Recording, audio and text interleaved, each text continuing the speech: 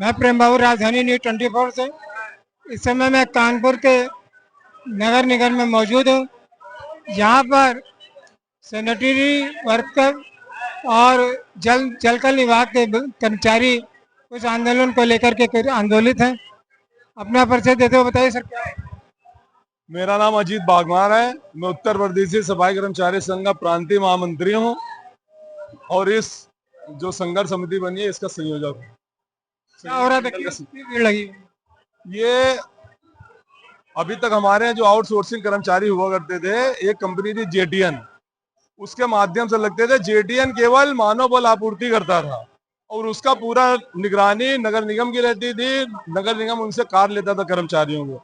अब नगर आयुक्त ने कोई साउथ की कंपनी ला रहे हैं और जो जो कि वो प्राइवेट कंपनी है, जो हमारे आउटसोर्सिंग कर्मचारी हैं उनको उनके द्वारा बेचा जा रहा है और वो एक नगर निगम कर्मचारी न होकर के वो निजी कंपनी के कर्मचारी हो जाएंगे। जो शासन से मिलने वाली सुविधाएं हैं, माननीय योगी जी ने अभी एक जो आयोग बनाया है, आउटसोर्सिंग निगम बनाया है, उन्होंने जो हमारे आउटसोर्सिंग कर्मचारियों को लाभ देने की बात की है, उस लाभ से भी वंचित रह जाएंगे ये।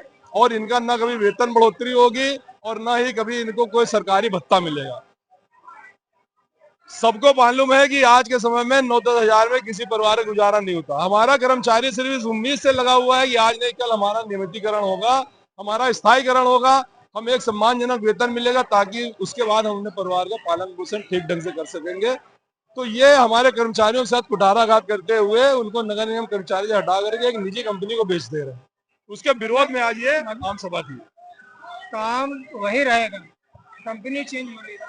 नहीं नहीं नहीं, कंपनी देखिए, मैं बता रहा हूँ, एक जेटीएन कंपनी थी, वो केवल मानव बल देती थी और ये सेवा प्रोवाइडर है। जो कंपनी आ रही है ये हमारे यहाँ जो कूड़ा उठाएगी मैट्रिक टन के हिसाब से, जब नगर निगम उसको भुगतान देगा, उसके बाद भुगतान लेने के बाद फिर वो अपने कर्मचारियों का वेतन देगी और 2 महीने बाद देगी, 4 महीने बाद होगी, कब देगी पता नहीं। उसपे फिर हमारे जो जितने भी कर्मचारी नेता हैं उनका ना कोई दबाव रहेगा, ना उनका कोई उसमें दखलंदाजी रहेगी, क्योंकि वो निजी कंपनी के कर्मचारी मात्र रह जाएंगे।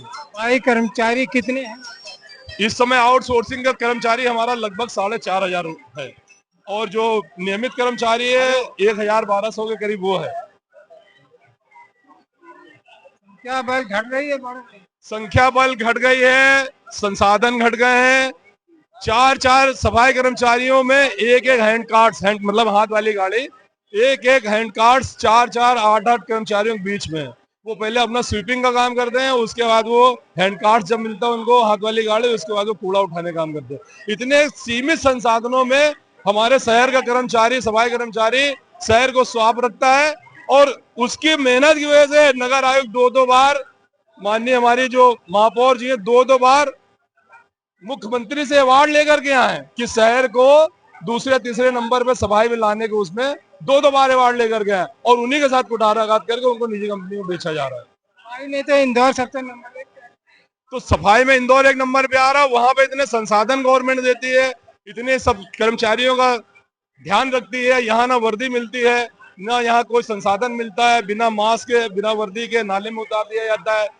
आप लोग देखिए, हर साल जब नाले की सफाई होती है कितना हमारा सफाई कर्मचारी गैस लगने की वजह से मर जाता है और हम लोग लड़ते हैं उसको उचित मुआवजा दिलाने के लिए, वो भी टाइम से नहीं मिलता है। भाई, कर्मचारियों के लिए कोई कॉलोनी नहीं, कॉलोनी वगैरह जो हमारे यहाँ पे बनी हुई है, ज्यादातर स्लम एरियाज हैं, वो सब जीर्ण शीर्ण व्यवस्था में हो गई है। उनका भी कोई रख रखाव नहीं है, कोई उनका मेंटेनेंस नहीं है और उनका किराया तो कर्मचारी दे रहा है लेकिन उसमें कोई मेंटेनेंस नगर निगम द्वारा नहीं किया जाता।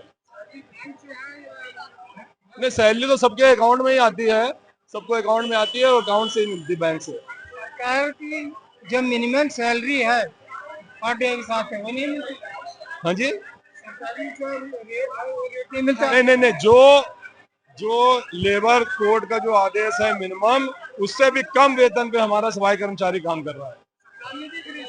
सरकार देख रही है लेकिन बहुत सारे, देखिए इसके पहले हम लोगों ने एक आंदोलन किया था, जो सुप्रीम कोर्ट आज की हमारे देश की जो सबसे बड़ी कोर्ट है सुप्रीम कोर्ट, उसने एक आदेश किया था समान कार्य का समान वेतन। जब इनकी नियत ही नहीं है देने की, जब इनकी नियत ही नहीं है देने की, तो हम लोग आंदोलन करते रहते हैं और ये लोग वही करते हैं, ये लोग वही करते हैं अपने मनमानी।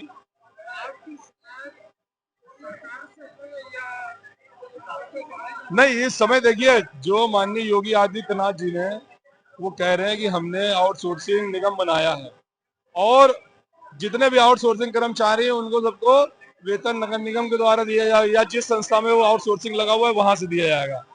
तो ये जो नगर आयुक्त जी हैं हमारे, ये उस आदेश का भी अवहेलना कर रहे हैं, उनका भी आदेश नहीं मान रहे हैं। ये अपने आप को हमें लगता है कि माननीय योगी आदित्यनाथ से भी बड़ा अधिकारी समझ रहे हैं, क्योंकि वो एक तरफ लाभ देने की बात कर रहे हैं आउटसोर्सिंग कर्मचारियों को, और ये आउटसोर्सिंग कर्मचारियों को एक निजी कंपनी को बेचने का काम कर रहे हैं। अपने आप को समझ रहे हैं। अब क्या रिसेंटली हाँ जी, डिसीजन ये है, आज हम लोगों ने आम हड़ताल 3 दिन की घोषणा की है, काम बंदी की।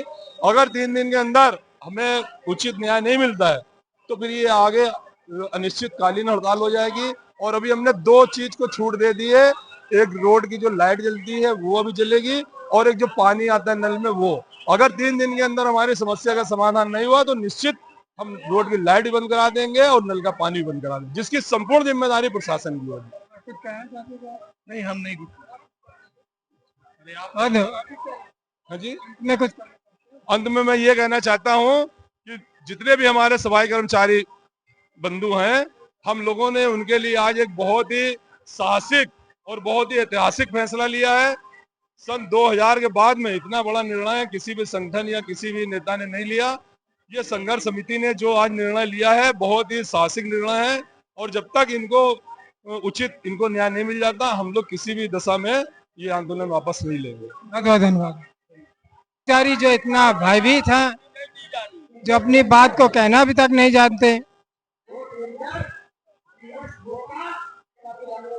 सफाई कर्मचारी सरकारी व्यवस्था में बड़ी चुनौतियां हैं, जिन चुनौतियों का सामना करने के लिए जो प्रशासन द्वारा ये जो योगी साहब ने जो निगम बनाया था, आउटसोर्स निगम, उस निगम के तहत हम लोग को उसमें लाना नहीं चाहिए कि निजीकरण करना, जबकि उन्होंने घोषणा की है कि हम लोग निगम के तहत, आउटसोर्सिंग निगम के तहत हम जो भी वर्कर है आउटसोर्स से, हम वो आउटसोर्स निगम बना रहे हैं। ये हम लोग को उसमें भी शामिल नहीं कर रहे हैं। कानपुर में जो यहाँ के अधिकारी हैं वो हम लोग को उससे वंचित कर रहे हैं, और हमारे मुख्यमंत्री जी योगी साहब की कोई भी बात मानने के लिए तैयार नहीं है। इनका कहने का मतलब है पहले सरकारी कर्मचारी सरकारी हुआ करते थे, बाद में जब सरकारें आई उन्होंने इनको कारपोरेशन में तब्दील कर दिया। अब कारपोरेशन से भी निकाल करके ठेका कर्मचारियों के हैसियत से लोग रखना चाहते हैं, और पुरानी जो नई कंपनियां आएंगी उनके अंडर में इनको देना चाहते हैं। कुल मिलाकर के इनका अस्तित्व खतरे में है।